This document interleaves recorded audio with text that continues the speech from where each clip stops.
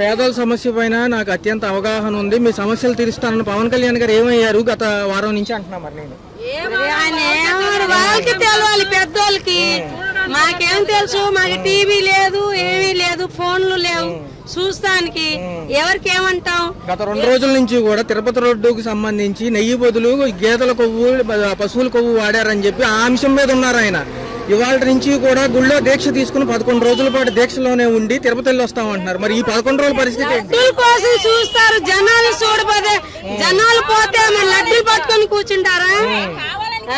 పవన్ కళ్యాణ్ లడ్డూ కోసం చూస్తే అసలు ఉండే మొత్తం రోడ్డు మీద బతుకుతుందా? దాన్ని వస్తే నేను బాగా చూస్తా, బాగా చేస్తా జనాల్ని అన్నారు. మరి అంతా వదిలి ఆయనకి చూసాం. మరి ఈ రోజు లడ్డూలు కాడ కూర్చుంటే జనాలు ఏమైపోతారు? మరి ఇప్పుడు ఏదైతే ఈ అంశం ఉందో ఈ అంశాన్ని పెద్ద చేస్తున్నారు. దొరికిపోయింది వాళ్ళకి, గెలిచేశారు కదా, 2 చేతుల లడ్డు దొరికింది. ఇంకోసారి ఎలక్షన్ వస్తే ఏమి సార్, ఎవరికి అస్సలు మాకు ఓటు వద్దు, ఏమొద్దు. మరి ఇప్పుడు ఎలా అడుక్కొని తిన్నా అలా తినేస్తాం. మీరు ఇంత కష్టాల్లో ఉంటే ఆ లడ్డు విషయం పైన ఎందుకు అంత చేస్తారండి సార్? వాళ్ళ లడ్డు 2 చేతుల లడ్డు దొరికింది, ఇప్పుడు లడ్డే కావాలి వాళ్ళకి. ప్రజలు రోడ్ల మీద చచ్చిపోతున్నారు, తిండి లేకుండా, నీళ్ళు లేకుండా ఎగిరి ఎగిరి ఎగిరి ఎగిరి తీసుకుంటున్నారు. మరి పరిహారం ఎప్పుడు అందిస్తారని అంటున్నాను. మాకు ఇస్తే, మా సాయం చేస్తే మేము వ్యాపారం చేసుకుని ఉంటాం, లేకపోతే మా బతికి ఇంతే. మాకు ఇప్పుడు దాకా రేషన్ దొరకలేదు, ఏమీ రాలేదు. అసలు ఊరెళ్ళి వచ్చా అంతా ఇల్లంతా మునిగిపోయింది, సరుకు మొత్తం నాశనం అయిపోయింది. తిండి లేకుండా, బట్టలు లేకుండా అలాగే ఉన్నాం. ఆ బట్టల మీదే తిరుగుతున్నాం. ఇప్పుడు దాకా రాషన్ కూడా దొరకలేదు. మాకు ఏమన్నా పరిగెత్తున్నా ముసలం ముక్క ఎలా బతారండి? ఎలా బతారు? 7 రూపాయలు 40 నష్టాలు వచ్చినాయి. మాకు బళ్ళకు వచ్చి ఎవరైనా రాసిన వాళ్ళు గాని, మాకు సాయం చేసిన వాళ్ళు గాని ఉండారా? మేము మునకి వెళ్ళిపోయాం గానీ మేము రోడ్డు మీకు వచ్చాము, బేరాలు లేవు, ఏదో 5 రూపాయలు 6 రూపాయలు అమ్ముకుని వెళ్తున్నాము. ఇంట్లో అన్నానికి వస్తాయండి. చూసారా మీరు, లడ్డూ విషయం పైనే ఈయన తిరుగుతున్నారు తప్ప మిమ్మల్ని పట్టించుకునే అవకాశం లేదంటున్నారు. లడ్డూకు సంబంధం ఏముందండి? మాకు బాధ్యతలు కూడా తీసుకుంటే మేము కూడా ఏదైనా చూస్తాం. మరి ఎవరు కూడా ఓట్లు వేయాలంటున్నారు, ఆ పరిస్థితి ఏంటి? మరి చూసుకున్నట్లయితే మొన్న 20వ తారీఖు వరకు కూడా ఇస్తామని చెప్పారు. తిరుపతి వైపు మళ్ళింది ఇప్పుడు ఉన్న ప్రజానాయకుల చూపంతా. మరి మీ పరిస్థితి ఏంటి? బండి ఆగితే పడిపోతారు కుర్రాళ్ళందరూ. మా సైజు వాళ్ళు మేము ఎలా పరిగెత్తాము? ఎవరైనా వచ్చి తొక్కేస్తారు, పైకి ఎగుతాము మేము. మాకు ఏదైనా సాయం చేయాలి. మా బళ్ళకి మా బతుకులు లేవు, రోడ్ల మీద ఏం వ్యాపారాలు అంటున్నా, ఏం తిరిగి బతుకం మేము. మరి ఇప్పుడు చూసుకుంటే హిందూ రక్ష ధర్మం కోసం శిక్ష ఆయన ఏమంటున్నారంటే, నేను దీక్ష చేపడుతున్నాను, 11 రోజుల వరకు ఎవరితోనూ మాట్లాడని అంటున్నారు. మీరు చూసారు కదా గత 2 రోజులుగా ఏం జరుగుతుందో. లడ్డు గురించే ఉండారు కాదని అంటున్నా. మరి మా పరిస్థితి కూడా చూడాలిగా. ఆయన తోసిందంటే బండికి వచ్చి విభరంగా కార్లు ఆపి, ఇదిగమ్మా పోయింది కాబట్టి ఈ సహాయం మేము చేస్తున్నామని అది చెప్పారుగా వచ్చి ఎవరు రావట్లా. మా పళ్ళకానికి వచ్చిన వాళ్ళు లేరు, చిట్టు గింజలు ఇచ్చిన వాళ్ళు లేరు, పాకుల కూరగాయలు ఇచ్చిన వాళ్ళు లేరు. మేము ఎలా బతకాలి? అద్దెలు కట్టుకోమా? 15,000 రూపాయలు అద్దెలు కట్టుకోమా? పిల్లల్ని చదివించుకోము, ఏం చేసుకోము? పిల్లలు ఫీజులు కట్టలేకపోతే ఫోన్లు చేస్తున్నారు. ఏంటి పరిస్థితులు ఏంటి? అది జరిగింది అదండి. మరి చూసుకున్నట్లయితే ఈ ప్రభుత్వ అధికారులు ప్రస్తుతానికి వెసులుబాటులో ఉండేటట్టు కనపడటం లేదు. మరి ఈ యొక్క అంశాన్ని పక్కకు తోసేసినట్టే అంటారు, వరదల అంశాన్ని. మా బళ్ళకు వచ్చి ఏమైనా సాయం చేసి, వాళ్ళ కడుపులో దయ ఉండి మా బళ్ళకు వచ్చి సాయం చేసి మాకు బళ్ళు ఇచ్చినా పర్వాలేదు, రూపాయి పనులు చేసుకోమని, బేరాలు చేసుకోమని ఎంతో కొంత చేతుల ద్వారా మాకు ఇట్టే చాలు. మరి 100 రోజులు అయింది ప్రభుత్వాలు వచ్చి ఇంటింటికి ప్రజాభిప్రాయానికి వస్తామన్నారు, వచ్చారా? ఏమన్నా వచ్చారు కానీ మాకు అందలేదు. అసలు ఏం చెబుతున్నారు? వచ్చినప్పుడు ఏం చెబుతున్నారు? అందరికి ఇస్తాం, మీరు లైన్ లో ఉండండి అంటున్నారు. బళ్ళు ఎక్కేస్తున్నారు, సైజు కుర్రాళ్ళు లాగేసుకుంటున్నారు. మాకు ఏం అందలేదు, చిట్టుడు గింజలు అందలేదు, కారం అందలేదు, ఉప్పు అందలేదు, ఏం అందలే. ఒక్కొక్కరు 6 నెలలు 7 నెలలు తినే సరుకు ఇళ్లలో పెట్టి దాచుకున్నారు. వాళ్ళ మీద ఎగబడిపోయి మా పరిస్థితులు ఏం కావాలి? మరి గత 2 రోజులుగా వీళ్ళ చూపు అంతా తిరుపతి పైనే ఉంది. మరి మిమ్మల్ని పట్టించుకుంటారని మీరు అనుకుంటున్నారా? అనుకుంటున్నాం, ఇప్పటికీ అనుకుంటున్నాం. ఎవరూ రావట్లే, మాకు దయచేసిన వాళ్ళు లేరు, అది మేము చెప్పేది. మామగారు, ఈ లడ్డు విషయం గురించి ఏమంటారు? తిరుపతి లడ్డూలో నిజం ఉందంటారా? చేయకూడదు, అసలు తప్పు. ఎందుకంటారు? ఎందుకంటే ఆ ఫ్యాక్టరీ ఎందుకు వచ్చిందని కావాలని చేస్తుండ్రు. మరి చూసుకున్నట్లయితే గత ప్రభుత్వాల్లో ఏదో లంచాల కోసం ఇలా చేసామని వీళ్ళు అంటున్నారు, లేదండి అలా చేయలేదని వాళ్ళు అంటున్నారు. నిజమేనమ్మా, కట్టలు కట్టి తెంపేసినారు అనుకుంటారు. మరి చూసుకుంటే సందులు ఏం అందల. మాకైతే పరుపులు మంచాలు అన్ని పోయినాయి. ముసలి వాళ్ళు ఏడు పని చేసుకొని బతుకుతాను. నష్టపరిహారాలు ప్రకటించారు, అవే అందినీయా? అయ్యే అన్ని వాళ్ళకి అందినాయి, మాకు సొందుల్లో కాబట్టి అందలు అన్ని వాళ్ళకి అందినాయి. ఇప్పుడు ఇల్లు వాళ్ళకి డబ్బులు ఇస్తారంటారు ఎప్పుడు. అయ్యి కొంతమందికి పేర్లు వచ్చినాయి, కొంతమంది పేర్లు రాలి. మరి బీజేపీ ప్రభుత్వం వచ్చి మొన్న 20వ తారీఖు 100 రోజులు అయినవి. ఉమ్మడి కూటమి ప్రభుత్వాలు కలిసి ఈ ఉమ్మడి కూటమి ప్రభుత్వాలు కలిసి 100 రోజులు పాలన చేసుకున్నారు. వాటిలో ఏ అంశాలు నచ్చినాయి మీకు? ఏ అంశాలు ఇచ్చిన వాళ్ళు ఏ బియ్యం, తోలు బియ్యము, కూరగాయలు, ఆ కందిపప్పు అట్టటి అన్ని వాళ్ళకి అందిని. ఆ ఎగబడిపోతుంటే ఏం తీసుకుంటాం ముసలోళ్ళు సందుల్లో నుంచి రాలేక. మాకైతే ఇంతలో మా కుతికిల కాడికి వచ్చినాయి. పైన భుజాల మీద ఎక్కించుకొని తీసుకొని పోయారు. మా కొడుకులేమో క్యాంపులో పెట్టలేకపోతే మా కోడల్ని పిల్లల్ని భుజాల మీద ఎక్కించుకొని పోయారు. 3 రోజుల పైన ఉంటే గుడ్డు పెట్టారు. మరి చిన్న నేల మొత్తం వచ్చేసింది. మరి ఒకప్పుడు గొడ్డు మాంసం తినొచ్చు అన్న ఎవరైతే పవన్ కళ్యాణ్ గారు ఉన్నారు, ఇప్పుడు సనాతన ధర్మాన్ని కాపాడుతానంటున్నారు. ఎలా చూడాలి అంశం? అన్ని ఇంకా ఆయనే చూడాలి. మనం అంత తినొచ్చు అంటారు, గొడ్డు మాంసం తినొచ్చు అంటారా? చెప్పండి, దాని గురించి చెప్పండి. మరి ఇప్పుడు లడ్డూలు అది కలిపారంటున్నారు కదా. లడ్డూలు తప్పు కదా, తిరుపతిలో కావాలని చేస్తున్నారు వాళ్ళు. ప్రభుత్వం వచ్చినా కావాలని. మరి మిగతా అంశాలు అనేకమైన ఉన్నాయి. నష్టపరిహార బాధితులకి అందించాలి. ఇయ్యవాడే పోయింది అన్ని 4 పక్క. మరి చూసుకున్నట్లయితే తీసుకుంటా. మరి చూసుకున్నట్లయితే ఈ ప్రభుత్వం కాదు, వాళ్ళు కావాలని చేస్తున్నారు. ఈ ప్రభుత్వం వల్ల నేను కావాలని. ఫైనల్ గా చూసుకున్నట్లయితే ఎంత త్వరగా అందిస్తే బాగుంటుంది అంటారు? నేను మాట్లాడలేను. మధ్య వర్తవులకి పవన్ కళ్యాణ్ ఇచ్చిన, మరి ఎన్టీ రామారావు ఇచ్చిన, మరి ఎవరిచ్చిన ఎరాళం మాత్రం మధ్య వర్తవులకి మాత్రం అందిచేయొద్దు. ప్రజలకు అందుతిలేదు.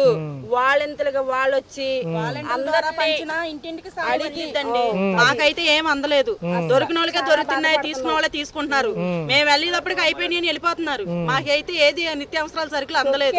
ఇదండి మా పనులు లేకుండా ఏమీ లేకుండా మేము 2-3 వారాల మట్టి ఇళ్లలో ఉంటున్నాం. పరిస్థితులు అలా ఉన్నాయి మేడం. చాలా బాధగా ఉన్నాయండి. పనులు చేసుకోవడానికి పనులు లేవు, ఏమీ లేవు, అన్ని నష్టపోయిన పరిస్థితులు. కనీసం వాళ్ళు తెచ్చారు కానీ ఫస్ట్ లో 2 రోజులు అయితే నీళ్లు పాలు మాత్రం మాకు అందే. ఆహారం పరంగా అయితే మాకు సరిగ్గా అందలేదు. అన్ని ఇబ్బందిగానే ఉంటున్నాయి కానీ కొంతమందికి అయితే అన్ని ప్రకారంగా అందుతున్నాయి. మాకంటే ఏమీ రావడం లేదు. మొన్న అయితే వ్యాన్ల ద్వారా వచ్చేసి సరుకులు అవి మాత్రం ప్రతి ఒక్క కుటుంబానికి ప్రతి ఒక్క ఇంటికి జరిగింది, అందింది. స్టోర్ బియ్యం ఇచ్చారండి. ఇప్పుడు ఇచ్చే 20 కేజీల బియ్యము, 10 కేజీల బియ్యము మంచి బియ్యం ఇచ్చారనుకోండి. ఇన్నాళ్ళు బాధపడినందుకు అయ్యన్న వండుకొని తిన్నారు. రోజు పులిహార తిన్నాము, రోజు ఈ అన్నం తిన్నారు. మామూలుగా బియ్యం ఇచ్చారనుకోండి, ప్రజలు కూర్చొని తింటాకి కొద్ది బాగుంటది. ఈ నెల రోజు బియ్యం వండుకుంటే ఉప్మా లాగా అయిపోతున్నాయి, మెత్తగా అయిపోతుంది అన్నం. కొత్త బియ్యం ఇచ్చారు. ఆ ఇచ్చిన బియ్యం అయినా మంచి బియ్యం కూడా మాకు అందలేదు. మరి సుమారు ఎంత ఆస్తి నష్టం జరిగింది మీకు? సుమారు చెప్పండి, ఇబ్బంది ఏం లేదు. సుమారు ఎంత జరిగి ఉండొచ్చు? అవును, 50,000 దాకా నష్టం జరిగినట్టేనండి. చాలా ఇబ్బందుల్లో ఉన్నాం. ఒకసారి నాతో పాటు వస్తారా? కిందిలే కానీ మా కిందిలో చూసుకోండి. మరి నేను చెప్పాల్సింది చెప్తా. నా కడుపు నిండా చాలా ఉన్నాయి మాటలు చెప్పాల్సినవి. నాయుడు గారు ఏమి ఇచ్చారండి మాకు? ఏం పంపించారు ఇప్పుడు వరకు? మేము చనిపోయినాక ఇస్తారా? బతికుండగా తింటాక లేదా మాకేమి? ఇన్ని విరాళాలు తీసుకున్నారు, విరాళాలను ఏమైనా వార్డు మెంబర్ తర్వాత దాచుకొని ఇస్తారా? కార్పొరేటర్ వార్డు మెంబర్ ఏమన్నా సమాధానం? కార్పొరేటర్లు వార్డులో ఎమ్మెల్యే కోటాన్ని, ఆ కోటాన్ని, ఈ కోటాన్ని కార్డులు ఇస్తున్నారు. ఆ కార్డుల మీద సామాన్లు అవి తీసుకుంటాకి మాగలంటూ ముసలాం ముతక వాళ్ళతో తొక్కేస్తున్నారు. తొక్కేసి తీసుకుంటున్నారు. అందిన వాళ్ళు దొంగలు దొప్పుడుగా దోసుకుంటున్నారు. ఒక నిమిత్తం లేదు, ఒక లైన్ లేదు, ఒక నిమిట్ లేదు, ఏమీ లేదు. మరి జనాలంతా ఏమైపోవాలనుకుంటున్నారో ఏమో అర్థం కావట్లేదు. ఇంటికి 25,000 నష్టపరిహారం అంటున్నారు. దాని గురించి ఏమన్నా? లేదండి, ఇంట్లో కనీసం కప్పుకుంటా ఒక దుప్పట్లేదు. ఇప్పుడు నాకు లేదు, చీర కప్పుకొని పడుకుంటున్నా నేను. మరి నా పరిస్థితి ఏంటి? నాకు మా ఆయన పరిస్థితి ఏంటండి? అలాంటి వాళ్ళు చాలా మంది ఉన్నారు కిందల్లోళ్ళు. గ్రామ సచివాలయాలకు సంబంధించిన యంత్రాంగం అంతా ఉంది. వాళ్ళు ఏమైనా సమాధానం చెబుతున్నారు వీటిపైన? ఏమీ చెప్పట్లేదు, ఎవరు రావట్లేదు. వచ్చినా చూసుకుంటున్నారు, రాసుకుంటున్నారు, తీసుకెళ్లి ఆఫీసులో పడేస్తున్నారు కుప్పలు కుప్పలుగా. మా రిపోర్ట్లు, మా కాగితాలన్నీ. నేను మరి ఆయనకి చేరేటప్పుడు ఆయన మమ్మల్ని పట్టించుకునేటప్పుడు ఈలోగా మేము బతుకుంటామని గ్యారంటీ ఉందా? గ్యారంటీ ఉందండి. వెళ్ళట్లేదు. ఆయన పంపించేది పంపిస్తున్నాడు. ఈ మధ్య వర్తలు తినేస్తున్నారు. ఈ ప్రజలకు మాత్రం రావట్లేదు. లేనోళ్ళు లాగా ఉంటున్నారు. ఉన్నవాళ్లే బాగుపడుతున్నారు. ఉన్నవాళ్ళు ఉన్నవాళ్ళకి అందిస్తున్నారు. వాళ్ళంటే లేనోళ్ళకి ఏమి లేదు. గోండమ్మ గారు ఓట్లు అడగడానికి వచ్చారుగా, పవన్ కళ్యాణ్ వచ్చాడుగా. అందరూ వచ్చారు కదండి, విజయశాంతి రోజా వీళ్ళంతా వచ్చారుగా. మరి మాతో పాటు ఒక రోజు ఉండమానండి, ఇక్కడ ఒక రోజు తిరగమానండి, ఒక్క ఇంటినన్నా పరిశీలించమానండి. ఏం తింటున్నారో ఏంటో ఏంటి పరిస్థితి ఏంటో అని.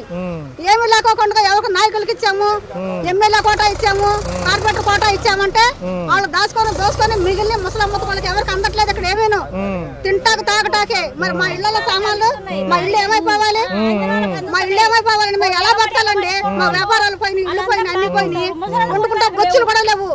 ఒక ఇంట్లో చెక్ చేయమానండి, కింద ఇళ్ళలో కానీ పై ఇళ్ళలో కానీ ఎక్కడైనా సరే దోసుకున్న వాళ్ళ ఇళ్ళలో ఎంత ఉన్నాయో చూడమనండి.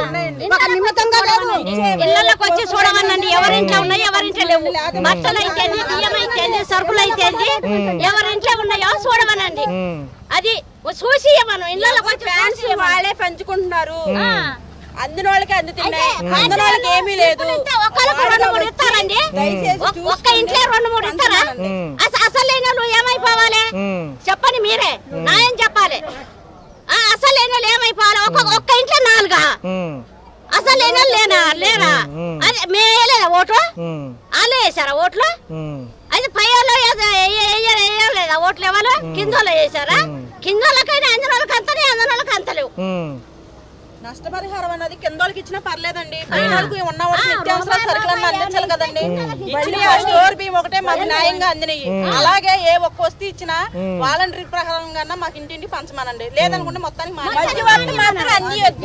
మానేయాలి.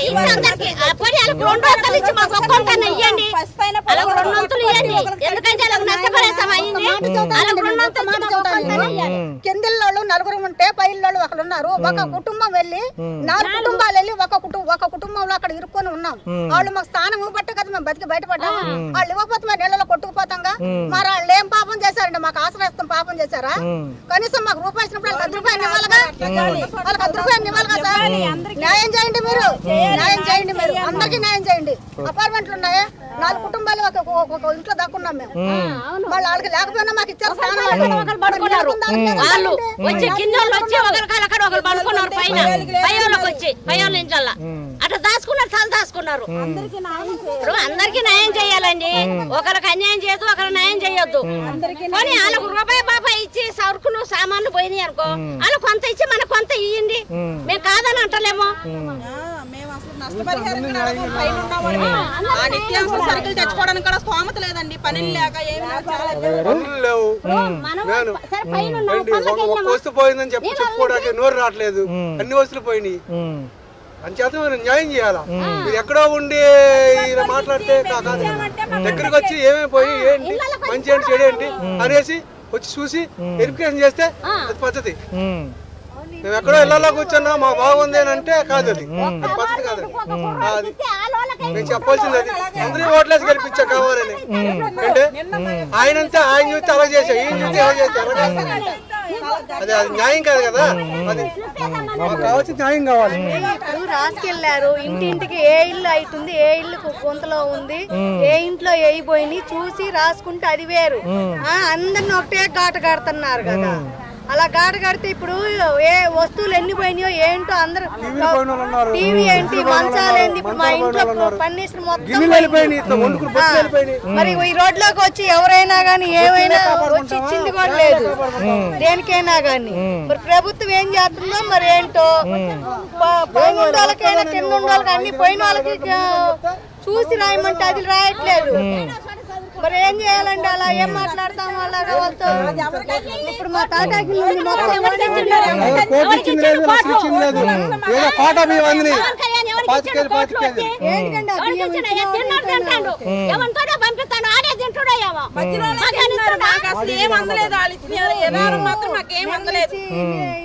పడిపోయిన ఏం చేస్తున్నారండి? అవి చూడకుండా రాయకుండా ఉన్నారు. ఏంటమ్మా అంటే రాసాం ఏడు రాసామని అంటారు. అధికారులు ఏం చేస్తున్నారో కూడా నాకేం అర్థం కావట్లేదు. మరి ఈ రోడ్లో మరి ఏం పాపం చేసుకుందో ఏమో. ఇండ్లు చూసి రాయాలి ఎవరైనా గాని, ఏం పోయినాయి ఏంటి అని. ఇళ్లలో చూడకుండా రాసాము చేసామని అంటే ఏం తెలుతుందండి? ఏ ఇంట్లో ఎన్ని పోయింది?